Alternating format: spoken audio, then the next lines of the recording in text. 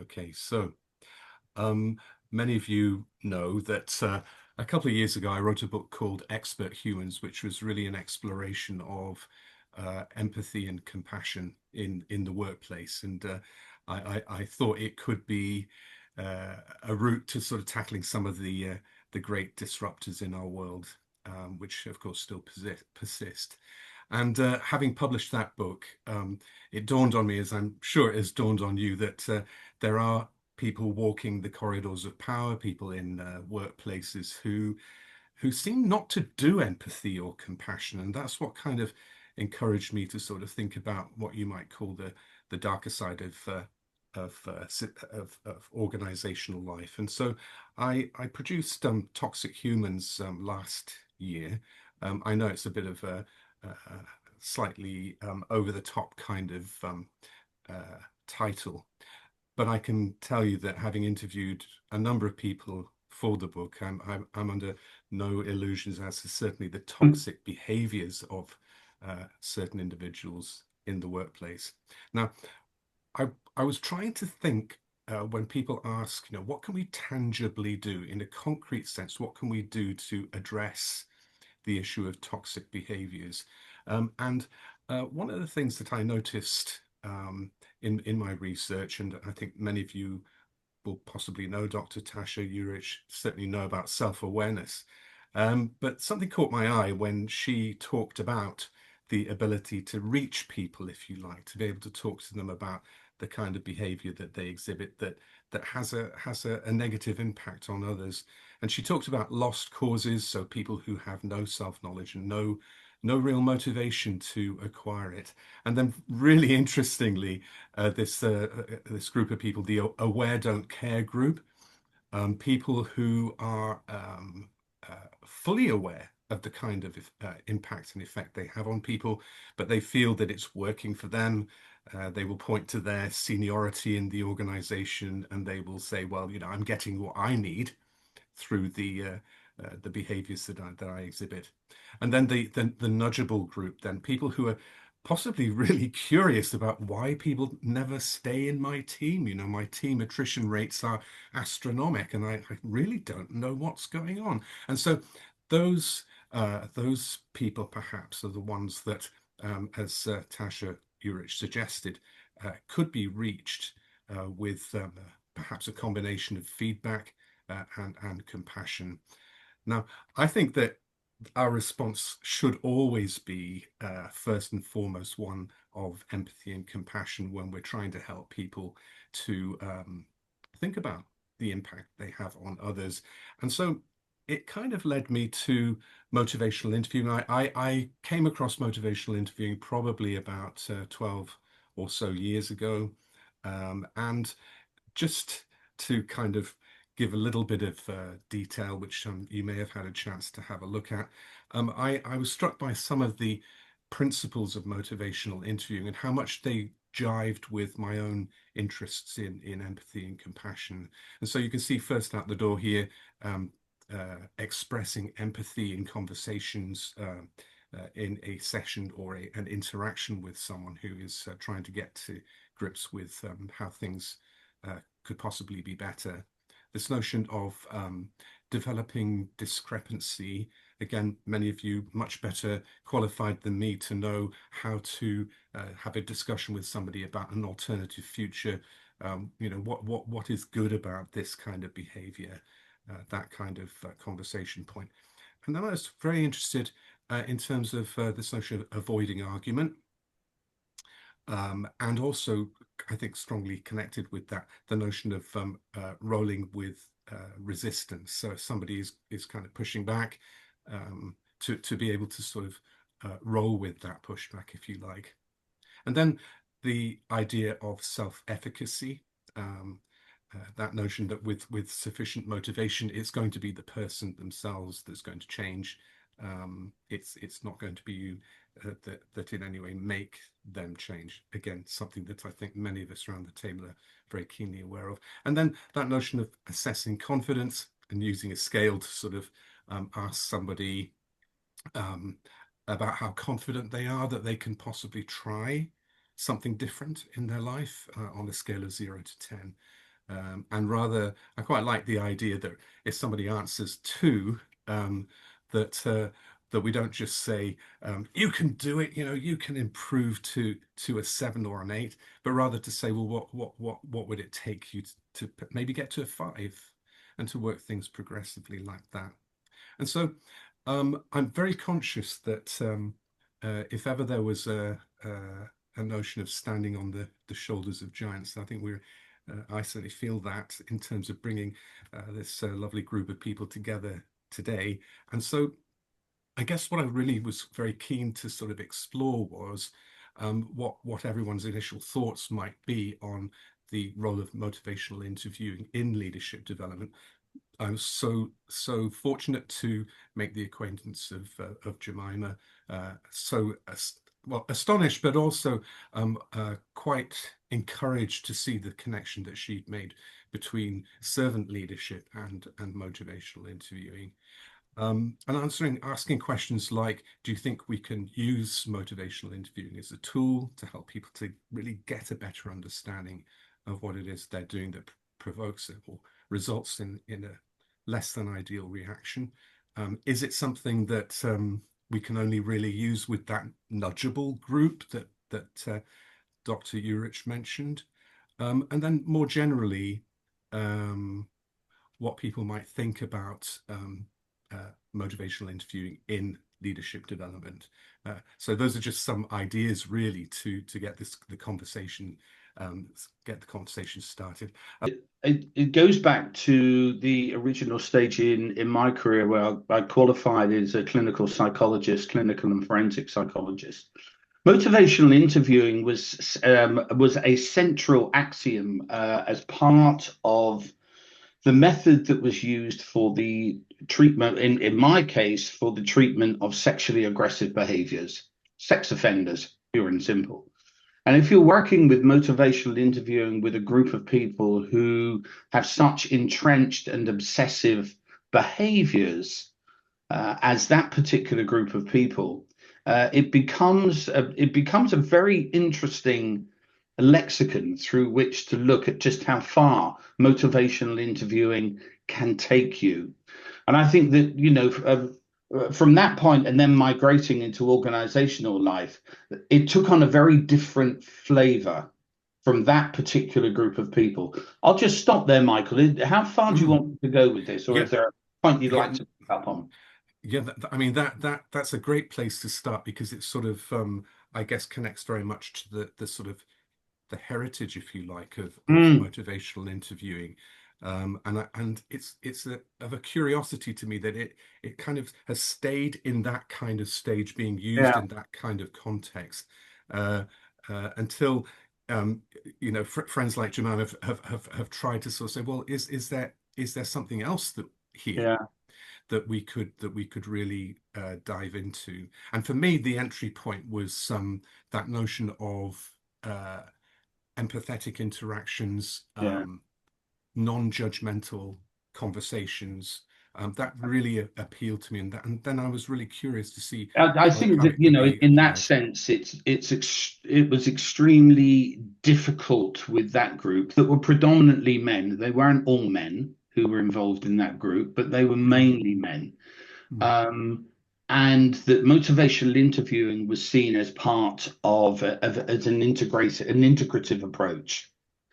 But it most definitely had its field. And when you talk about issues of empathy and compassion, for the person who was facilitating those kinds of interventions to move into a place of empathy and compassion with something so dark and so much a reflection of our shadowed side in that context, provided real challenges for the coach, therapist, whoever was using this particular approach. It was a real challenge.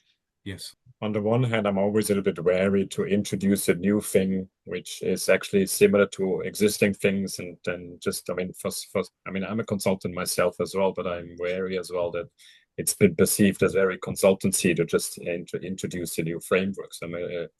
On that one note, and Stuart as well, do we really want to introduce a new concept, or do we want to leverage the insights from motivational interviewing into things which we're already doing? And that's a little bit what I was thinking of, and I can now speak a little bit from my perspective, what we're doing at 517, and one of the things which we try to push is 3 different elements: is compassion, autonomy, and connectedness, as creating people-centric leadership and people-centric working cultures. And one of the things which struck me is that, okay, we're having here a tool which is used in psychology tool. I mean, now interesting from hearing from from Keith as well, that's been used with highly abusive people, and trying to get them around to maybe create self-awareness and become a better citizen. That the tool like this has been used for such kind of psychological treatments. And then I think it's kind of then very interesting to see this is what we're trying to practice as well, to tackle or to introduce a more positive leadership. And then when I look at expressing empathy, or even developing discrepancy, okay, and then especially then I said that this avoiding argument, it's not about I'm judging you. It's very much, okay, I'm hearing you, I'm accepting what you say, I'm not agreeing, but I'm hearing what you're saying, and a little bit putting up the mirror. I mean, is it what you mean with saying, if you, for example, you've been speaking with a very loud voice to that person in the meeting, was that what you intended to do? And I think this is not judging that person, you shouldn't have done that, but really going about, okay, was it your intention? What happened to that? And I think if the motivational interviewing in the background, it really helps them to say, okay, that really works in psychology. I mean, it works for us as well.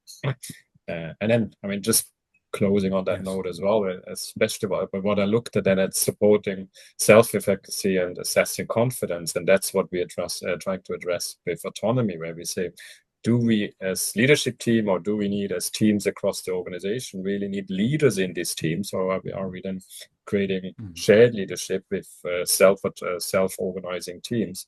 And I think this is then really interesting to see that support. And that's the first step for me. I mean, I don't have an answer to that then, Stuart, but that's a little bit where I'm coming from. And I think that you raised some really interesting observations about motivational interviewing. And if I think about the lessons learned that have carried forward into my organizational life, it is as much to do with the attitude of the practitioner as it is to do with the methodology that's used. So, if I think about, working in mergers and acquisitions, and I think most people in this room would get a sense of what happens in an M&A situation when 2 boards come together, and that only a small proportion of those people are going to remain. And it's really interesting attitudinally to use motivational interviewing without acknowledging the organizing principle of the conversation that sets it up. So, there are so many times I've seen incredibly toxic organizations that turn phenomenally good P&L results, and the question then becomes, why bother? Why do anything different? Why should awareness, why should empathy matter? Why should compassion matter if we're hitting the numbers and the shareholders are super happy? When we speak about organizations, when we speak about toxic behavior in organizations, from my point of view, then it gets pretty tricky. Why? Because an organization is a system. Organization is a complex system. Now, behavior is observable, right? When you look at the system, and it happened to me in one of my last assignments that I entered an organization, and somebody told me, here is a culture of fear. So how can I observe a culture? How can I observe a toxic climate? And then we speak about, as Jeffrey mentioned, toxicity. Toxicity is more than just toxic behavior, right? I think I totally resonate with what Michael said. We operate within systems nested in other systems. And so the cynic in me would be asking, So how can one agent impact a whole system, Right. right? Mm. Yet we can make a difference around ourselves. So I won't sing to the choir here. But the thing is, at least right now, my thinking is, unless the organization at least play an infinite game and shift from shareholder to stakeholder, of which one stakeholder will be the people in society, Yes. we will be reinforcing those toxic behaviors because all you're looking for are outcomes. Yeah. Since I'm with a European crowd, I thought I could be a little bit unconventional, right? I don't believe in toxic behavior. I don't think people behave toxically on purpose. So a few things, I have some notes here. Because I grew up with Chinese philosophy, so, such as from three-character classic, right? 三字经 says that 人之初性本善. That means humans are born good. So that's my fundamental belief. Now, I wanted to set the context a little bit. So I spent 3 years working with organizations, helping them with anti-workplace harassment policies and training the employees and leaders, right? I have also quit a job due to, toxic behavior myself. And then obviously went through a whole journey of a lot of inner work. So a few conclusions that I've made, after the journey. I like what you said, Michael, about Dr. Chasha, you mentioned about awareness. So I think people do not behave toxic on purpose, but it's really the lack of self-awareness, number one. Whether a lot of people in 3 years doing the training, a lot of people don't even know their behavior is toxic to other people. They're not even aware the impact that their behaviors have until you tell them, and they were like, what? Really? Yes. So that's one. I think there's toxic behavior also takes two to tango, right? It's the trigger and the response. While we do not want to play victim or we do not want to victimize the perpetrator, but I like to think that the work is in both parties. Next one, I think trauma. I think there are a lot of traumatizing people every day, unknowingly, right? Whether it's trauma from childhood or it's trauma from past experiences and stuff like that. So I think that's a lot of work can be done on that one. Yes. The next one is power. Power is very seductive. I haven't studied a lot about power, but I think power and human minds. I think psychologists here in this room could probably enlighten us a little bit more. I think power is such a seductive word and has such a big impact on people that I think that can be worked on as well. Yes. And I believe people want to do good. If not in the workplace, when they go to bed at night, they will feel, triggered somewhat or rattled a little bit. Yes. And I think ego is also another field of work that is quite interesting. And last point on embodiment work. I think a lot of us, we live here. We live on our head, right? And that's what we have been trained on our whole life. But a lot of us don't forget that we have a body. So how do we make sure how do we bring back the whole person back to organizations? I think that's what the work that I'm trying to do. I'm really inspired, actually. I'm in deep thoughtful mode, particularly Becky, what you shared there as well. I think my life is based on a generous interpretation, by and large, of others. Maybe not always their intent, but that we're working in a nudgeable space a lot of the time, and aware don't care, aware could care with a different framing. That for sure is very, in my experience at least, has been mostly fertile ground for motivational interviewing and for a coaching plus approach. It really pains me when I think of lost causes, and I have encountered them. And I think that it is only one and not a very effective on its own tool, the motivational interviewing for that. There are so many other factors that are influencing that judgment, if you like, and it is a judgment. Usually, based on multiple perspectives, but it's a systemic approach that's going to be needed there for the lost causes. And I don't like giving up on people, but I do acknowledge we have to work out when we need to walk away, because we're going to be sucked into a vortex, or when it's requiring, usually for me, it's being honest about that it's a level of skill that's required that I don't yet possess, or I simply don't have to be able to work in that situation. So it's figuring out who is better placed to work with what I might consider a lost cause, because it probably isn't ultimately.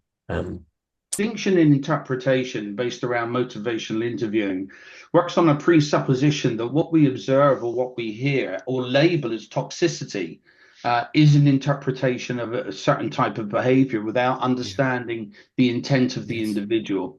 So suspension of interpretation would be the first one. And the second one would be, or the second part to the answer to that question, is in alignment with our own personal values and the degree to which we enable ourselves to be organized by our own sense of identity and sense of value. I would say that first, it's gaining a lot of momentum in organizations, and I guess that's what you all are talking about. And then I would say that, gaining a lot of momentum. So, someone asked about a conversation. So it's just having conversations. So I call it creative leadership conversations, whereby we train people on how to have those conversations where you're tapping into the intrinsic motivation of the individuals and drawing them out. For those who have toxic behaviors and they have no clue that they're toxic, it is about helping them to become aware. I think, is it Feike I talked about that, creating awareness, self-awareness. I could be behaving in a certain way and have absolutely no clue that it is injuring other people around me. And so how do I become aware? And then we have that, I think maybe Keith Jones will probably, maybe disagree with me, that there is when it comes to behavior change, there is we have the trans theoretical model where, there are people who are aware where your pre-contemplation stage, contemplation stage, and then the action stage. So it kind of like follows that. So how do we help people to first know that they are not even, they're not even this behavior, the pre-contemplative stage, and then they move to the next, and then they reach a point. So it is through that conversation, and it is through the conversation using the motivational interviewing skills. They sound very easy, but they're not. It took me about 2 years to kind of like just even get an idea and to start, using them. So it is a set of skills that will help us to move people in that theoretical model of change, stages of change, where they're not aware, then become aware, and then how do they change? How do they take action? How do they do? So it is a conversation through all that. So that's my little take on that. Thank you. Love the comment, Jemima, and I will refer to the discount matrix of Schiff and Schiff. And it's a brilliant articulation of moving through those stages in multiple different ways, from somebody who had no idea that what they're doing has any effect at all, right the way through to even the level of discount when everyone seems to be aware, but nothing changes. And I'll hold it there, Michael. Lovely. Thank you. Well, I'll just say super quick. I know our time is up. I will go for a long walk this evening to sort of, think about everything that's been said. It's really wonderful that you took the time to come and talk in this venue.